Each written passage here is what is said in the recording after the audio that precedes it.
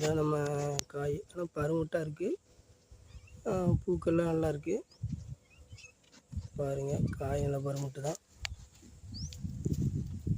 செடிகள் பரவாயில்ல, க்ரோத்து நல்லா க்ரோத்தாக இருக்குது.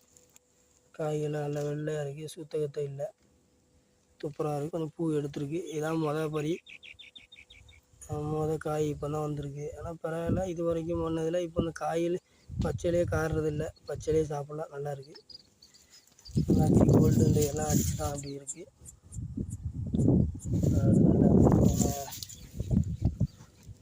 காயெல்லாம் நல்லா பருமுட்டா நல்லா பளிச்சுன்னு இருக்குது. பாருங்கள்,